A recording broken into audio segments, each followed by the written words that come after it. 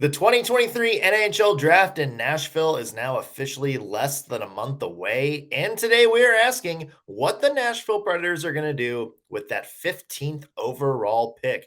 We have prospects expert Eric Dunay coming on the show to give us three guys he thinks will be a perfect fit for the Predators with that 15th pick. That's coming up today on the Locked On Predators podcast.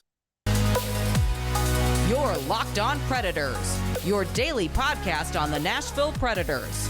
Part of the Locked On Podcast Network, your team every day.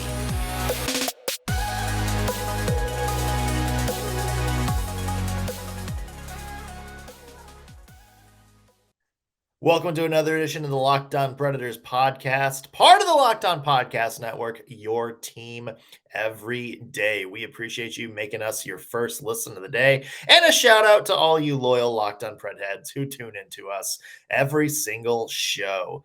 I'm Nick Morgan. I'm a writer at Penalty Box Radio, and I have a partner in crime, Ann Kimmel, from InsideThePreds.com, who's going to be joining us in just 1 second. We also have Eric Dunay, prospects writer from Penalty Box Radio, joining us today as well.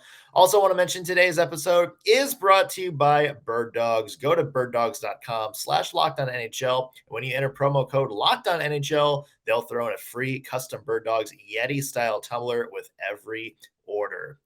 NHL Draft is just around the corner, and it's time for us here at Locked On Preds to ramp up our draft coverage. Predators have 2 first-round picks. We're going to be focusing on the 15th overall pick today in a very, very deep draft, ones with a lot of high-end talent. There's a lot of names that could be available when the Predators pick in that spot, but who among them would be great fits for the Nashville Predators? For that, we bring in Eric Dunay, prospects writer from Penalty Box Radio, formerly of On the Forecheck. You've probably seen his work. His work has been shared all over social media. Even guys like TSN and Sportsnet up in Canada have shouted him out before. He is a great writer. In Nashville, nobody knows prospects as well as him. So without further ado, we are going to ask him his thoughts on 3 players that could get drafted for the Predators with that 15th overall pick. The 2023 NHL Draft in Nashville now just about a month away, and who better to kick off our draft coverage than Eric Dunay from Penalty Box Radio. Eric, thank you for joining us, man. Yeah, thanks for having me. Excited to chat about the draft. This is kind of your Super Bowl, isn't it? This is what you gear up for. Yeah, and with 13 Preds picks this year, this is like basically 2 Super Bowls at once. So yeah, you're going to be pounding the Red Bull for like 2 days straight. Yeah. Exactly, yeah. And it's in Nashville, so a little bit of a is this the perfect draft for the Predators to load up on early picks in their back door? They need to, restock that prospect pool a little bit. Yeah, I mean, look, I kind of said this on Twitter the other day, which is like with this number of picks, it's almost like it's going to be really hard for them to have a bad draft, right? Even if they go like 500, like that's 6, NHLers that they've come up with. So it'll be interesting. Yeah, I mean, there's definitely drafts, I think, where you can get 2 NHLers and you can look at that and say that's a good draft. Yeah, for sure. Eric, the one thing I hear about this draft is that it's very forward heavy. There's a lot of forwards. Most of the top 20, 30 players are forwards. So it's kind of surprising when you and I talked about this that you wanted to start with the defenseman, Axel Sandin Pellikka. This is a guy that you think might be a good fit in Nashville with that 15th pick. Yeah, that's right. I am pretty confident he'll be the second defenseman off the board on draft night. The first will probably be David Reinbacher, who I think might go in the top 10, if not just outside of it. So Axel Sandin Pellikka, he's the best defenseman out of Sweden this year. He's just a shy under 6 foot. Has been playing in the Skellefteå system where Preds prospect Anton Olsson plays. Spent most of the year at the U20 level, 31 games, 36 points for a defenseman, pretty impressive.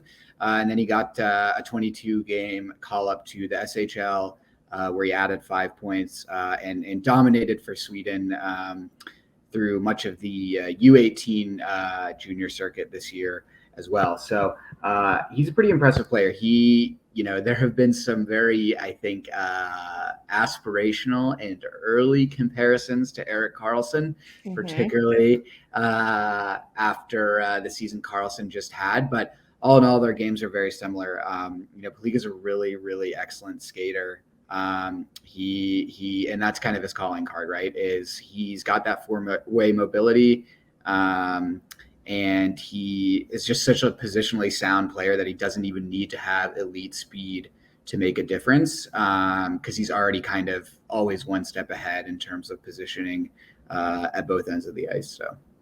So he's kind of thought of as an offensive defenseman. How do you think that, you talked about his skating, how do you think that could translate? What does he need to grow in when it comes to the more offensive side of his game that might be more appealing to the Preds?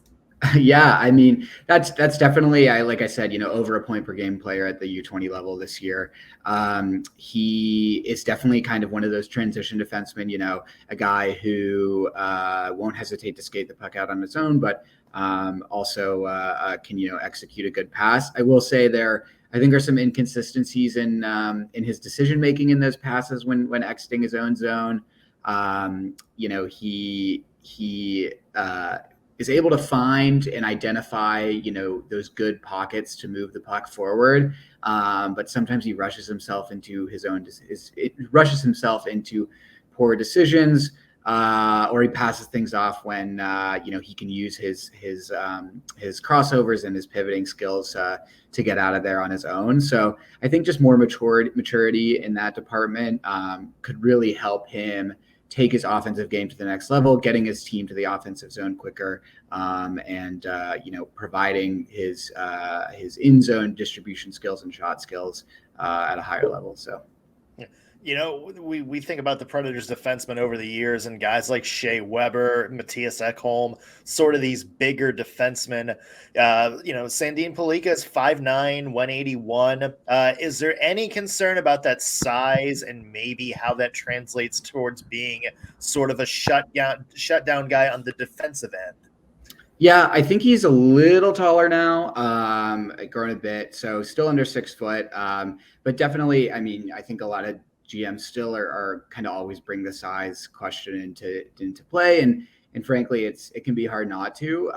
But as I kind of hinted at the beginning, he is really such a fluid skater, and that just isn't forward skating. He understands his pivots well. He's got good gap control.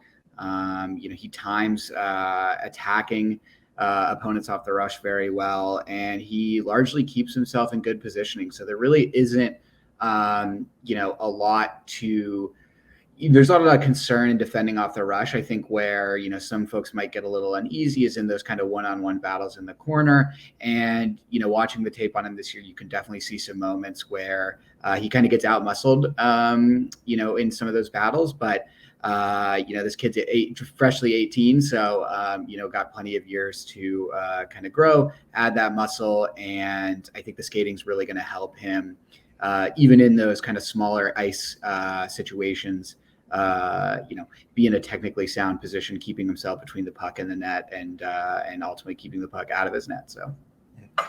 So you mentioned he spent time in the Swedish league. How is that going to translate? Does that give us any insight into how he's going to do, AHL level, NHL level? I kind of think of the Finnish leagues as kind of being man leagues. What about the Swedish league? Yeah, I mean, the rule of thumb is easy. If you can play 15 plus games in a pro European league in your draft year, like that is really, really good. With him, it's no different. Skellefteå is one of, if not the best regular season team in the SHL this year. They lost in the final ultimately, but that's really invaluable experience. I think the Swedish and the Finnish leagues are fairly similar. Sweden's maybe a little bit of a north-south game, similar to North America, whereas Finland's a little more east-west. But, ultimately just understanding and matching up his kind of defensive and offensive timing with pro players and getting that experience under his belt is really going to be helpful in transitioning to North America one day. So. You heard it here first from Ann Kimmel. Finnish people more manly than the Swedish. Man leagues. Yeah. That's coming from a Swede. I don't know. I'm betraying myself.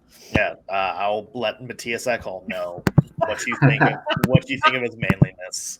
Well, we're going to talk about some forwards here in just a second, including one guy who's been a dynamic scorer everywhere he's been and reminds us a little bit of a prospect already on the Predators payroll right now. We'll talk about that in just 1 second. But first, want to mention again today's episode brought to you by Bird Dogs. You've probably seen ads for Bird Dogs pants all over social media. A lot of celebrities endorse them. And you may be wondering, is that really worth the hype? I tried them myself. Bird Dogs sent me a pair of pants, and let me tell you, these are some of the best shorts I've ever worn. 3 things I love about them. One is the fit.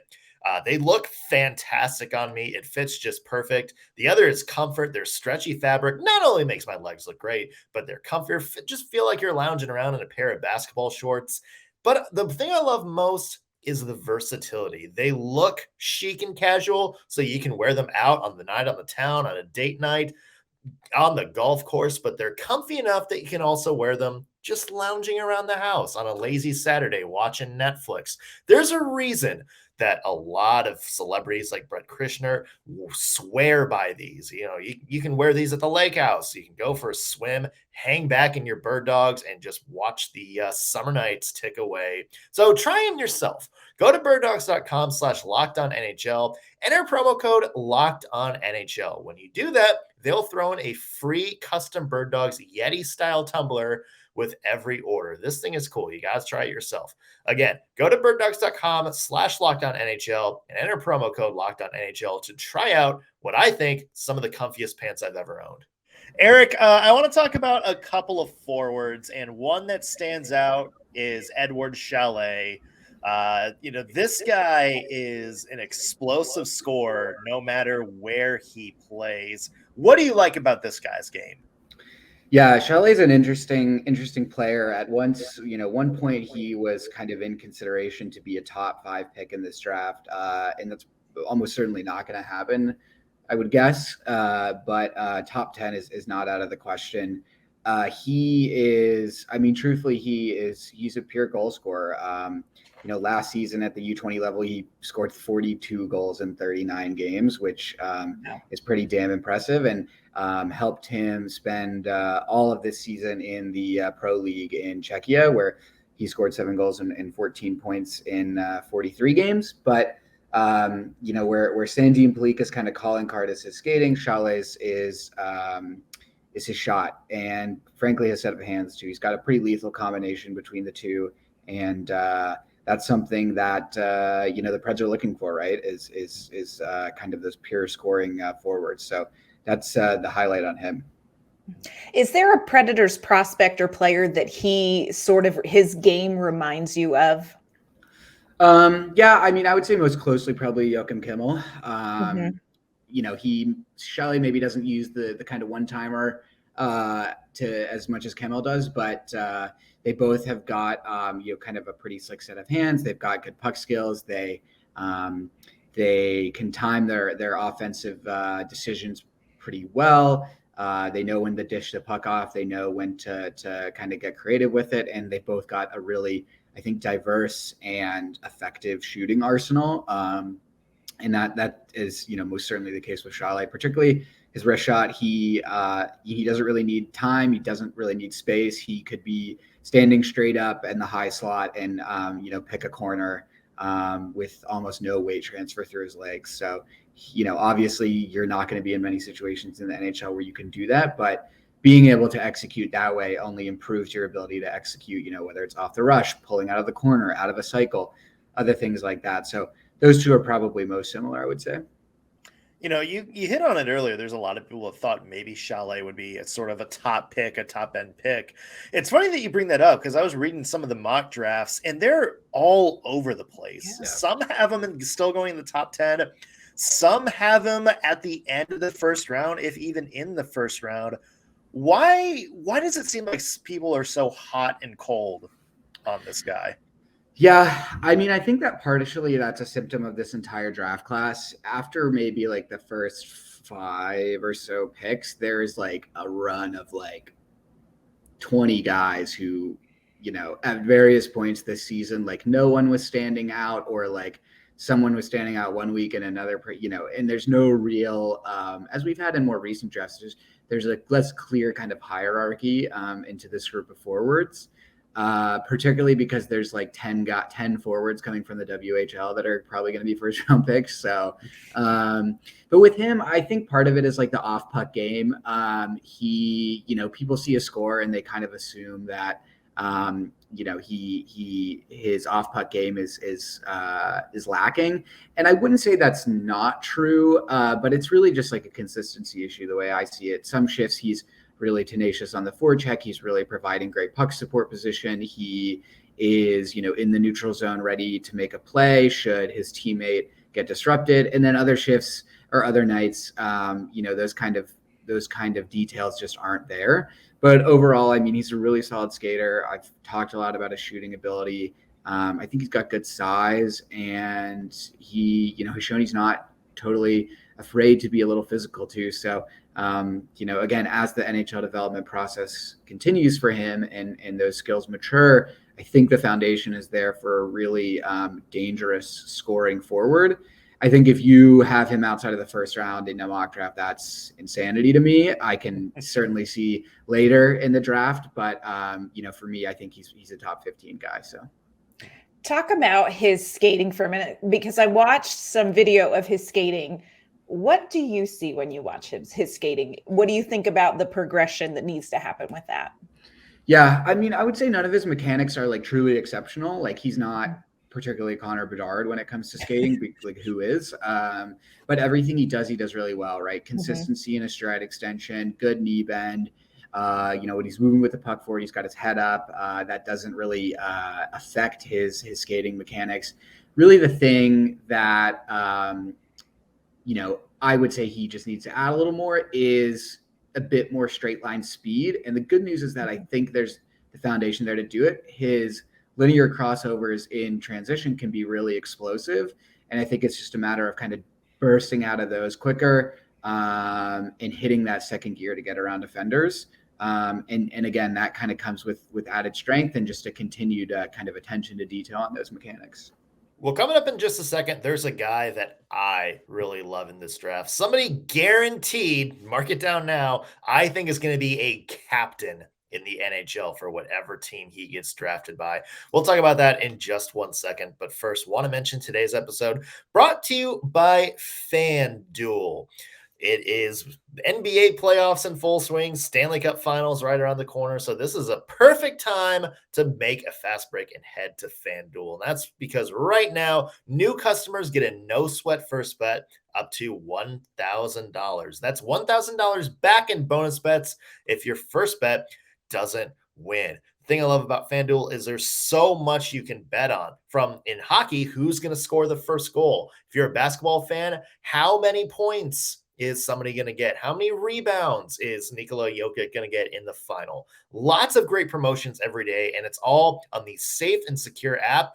And when you win, you get paid instantly. There's no better place to bet on all the playoff action than America's #1 sportsbook. So try it yourself. Go to FanDuel.com/lockedon and get a no sweat first bet up to $1,000. Again, FanDuel.com/lockedon. FanDuel, official sports betting partner of the NBA and an official partner of the Locked On Podcast Network. Eric, I want to move on to a guy that I love this guy. Left winger from the Owen Sound attack, Colby Barlow. Oh, come on. 46 goals this year and a captain as a 17-year-old. This seems like a guy that just teams should be salivating over. Yeah, people love Colby Barlow. One, he scored 46 goals in 59 games. And two, he looks like he's 25 years old. Can we talk about the facial hair for a minute? He's got I looked at him and I'm like, I surely have the wrong guy. No, it's like he's crazy. Finished. He's got to be finished. He plays in a man league. Genuinely, he like has like, it's certainly not as like long, but he's got like a Radko Gudas like kind of,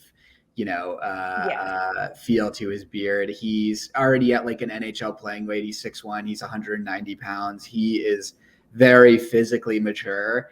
And really with him, I mean, it kind of like your mileage may vary on a kind of player like him, but at the end of the day, like you can't deny that this kid scored 46 goals as a 17-year-old in less than 60 games, right?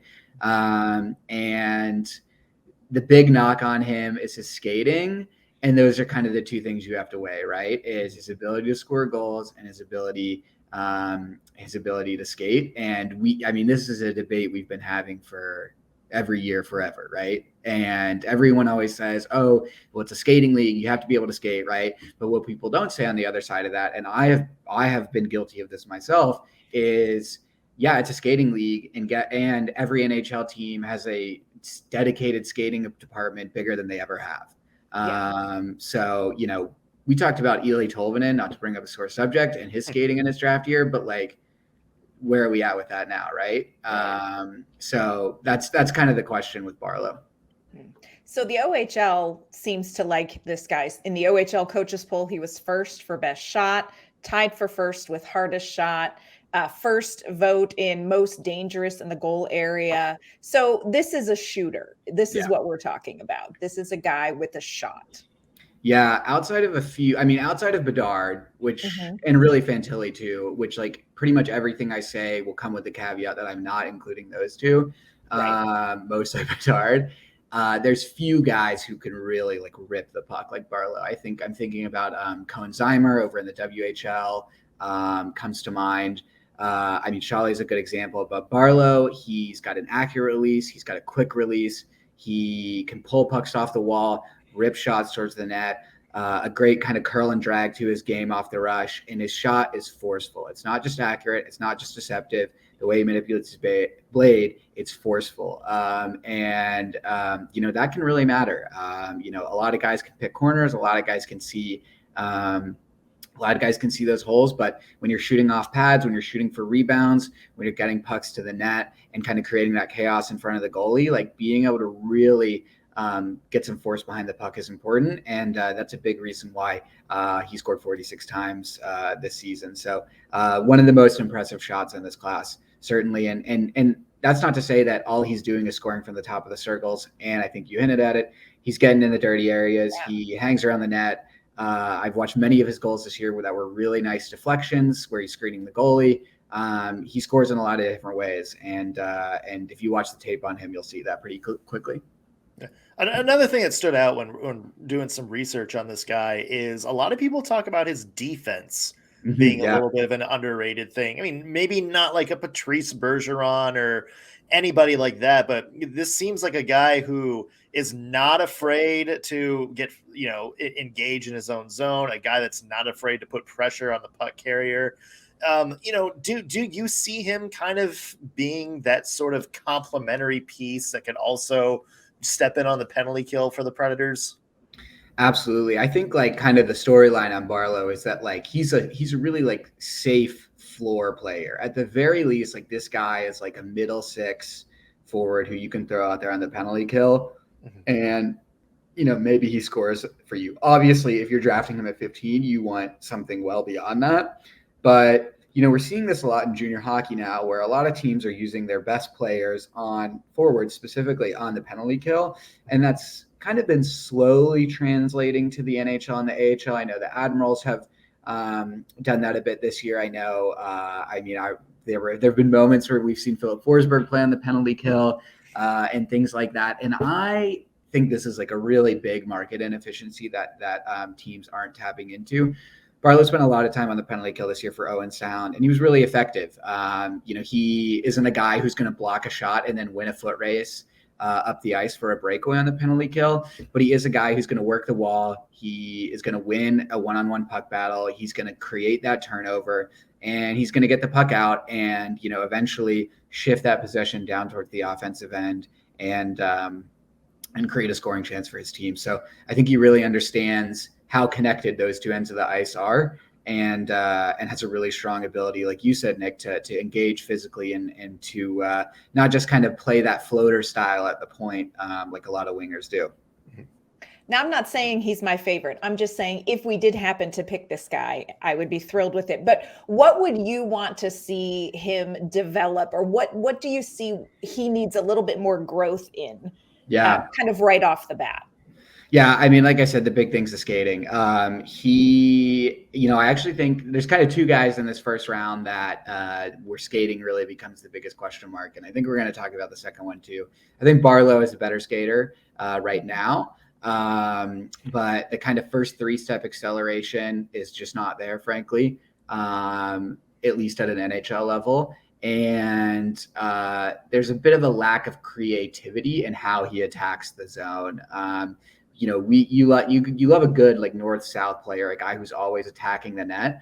But with him, particularly because he doesn't have the straight line speed to wow you, you want to see a little more from him in terms of entering the zone, pulling up, buying time for his teammates, not just kind of diving right into that offensive cycle, but giving the rest of his group a bit of time to kind of set up, to find that open ice, and to create some interesting plays. So it's the skating, it's the creativity and the decision making, and I think those two things kind of go hand in hand. All right, well, we're at the end of the show, but we're not at the end of our draft coverage. In fact, next week, Eric is coming back on to tell us 3 more people he thinks the Predators could take in that 15th overall spot. Plus, he's also got some picks for that second first-round pick later in the draft, as well as a couple of sleepers that the Preds could target later on. That is all coming up next week on the Locked On Predators podcast. I'm Nick Morgan. You can find me at penaltyboxradio.com. Also follow me on Twitter at _NSMorgan. You can follow Ann at InsideThePreds.com and _Mama on Ice on Twitter. And be sure to follow all of Eric's work as well at penaltyboxradio.com. As for you guys, thanks for making us your first listen of the day. Just a reminder that Locked On Predators is your free daily Predators podcast, available wherever you get your podcasts and on YouTube. Just search Locked On Predators and hit that subscribe button. And also be sure to follow us on Twitter at LO_Predators to stay in the loop and chat with us during the off season. We will see you guys next week for some all new episodes. We'll see you then.